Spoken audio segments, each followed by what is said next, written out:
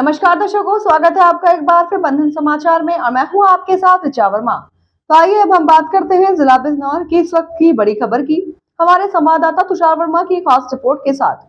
नगीना सांसद चंद्रशेखर आजाद ने नगीना क्षेत्र में विभिन्न सरकारी संस्थानों और परियोजनाओं का औचक निरीक्षण किया। इस दौरान कई विभागों में लापरवाही सामने आने पर सांसद ने कड़ा रुख अपनाते हुए संबंधित अधिकारियों को जमकर फटकार लगाई। सबसे पहले सांसद कालाखेड़ी फाटक संख्या 470 बी पर पहुंचे, जहां वर्षों से लंबित अंडरपास निर्माण को लेकर रेलवे अधिकारियों से बातचीत की। सांसद ने चेतावनी देते हुए कहा, यदि जल्द ही अंडरपास निर्माण कार्य शुरू नहीं किया गया तो वह स्वयं मौके पर धरने पर बैठेंगे। उन्होंने कहा कि अंडरपास न होने से आम जनता को रोजाना भारी परेशानियों का सामना करना पड़ रहा है।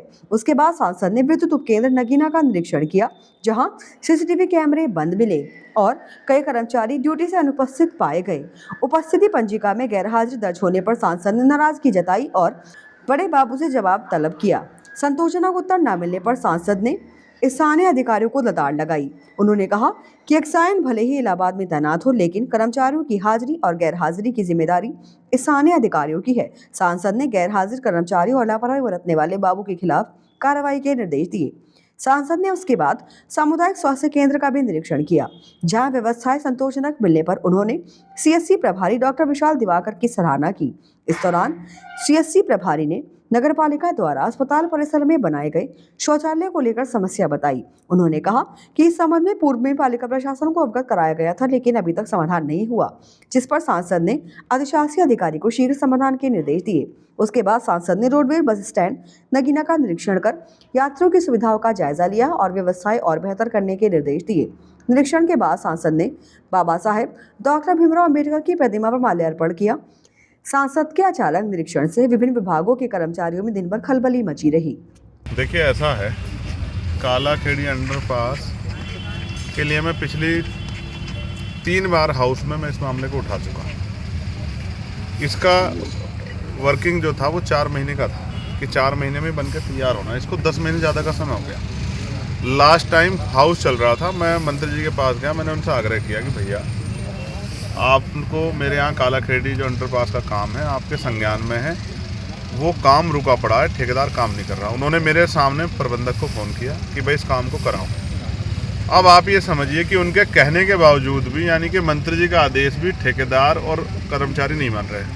अब चलो, मंत्री जी का आदेश नहीं मान रहे हैं, ठेकेदार नहीं मान रहे, कर्मचारी, लेकिन जनता के क्या दोष है? जनता तो पूरा टैक्स दे रही है।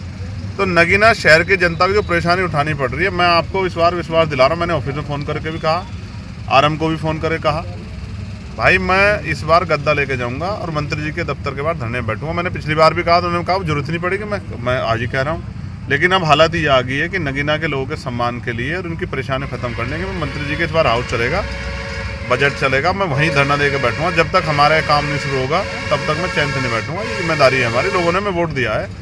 मैं आज जो कुछ हुई इन्हीं लोगों ने बना के भेजा है। मेरे समाज ने, यहाँ के गरीब तबके ने, कमज़ोर अकवंचित समाज ने, मुस्लिम समाज ने, किसानों ने मुझे वोट दे के भेजा। मेरी जिम्मेदारी है कि मैं इनके लिए लड़ूँ।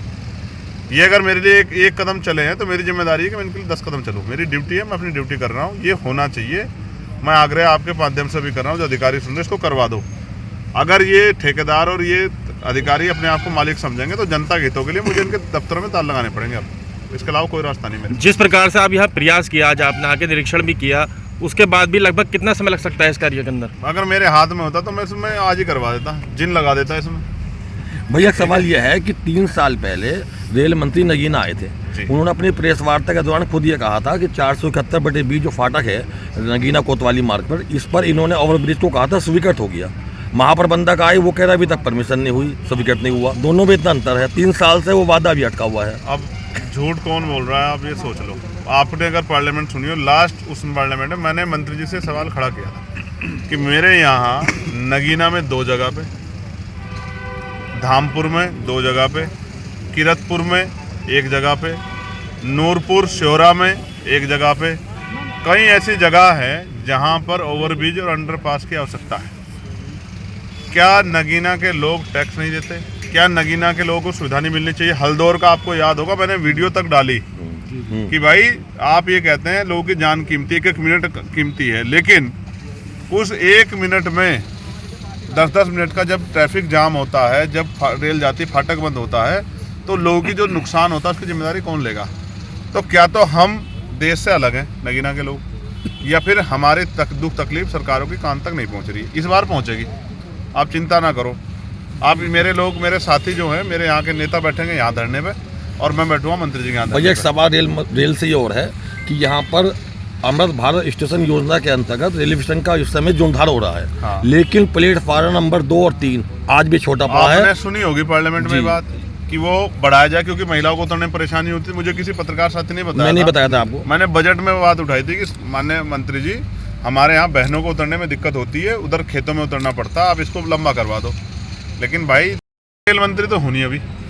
अगर मैं रेल मंत्री होता तो गज बना देता इन अधिकारियों का जो काम नहीं कर रहे हैं, ठीक है। और जो ठेकेदार नहीं काम करे, इनमें से एक ठेकेदार को नहीं काम करने देता, ठीक है। अच्छे लोगों को वो अवसर देते हैं, लेकिन कोई बात नहीं, ये भी समय बदलेंगे, अवसर मिलेंगे।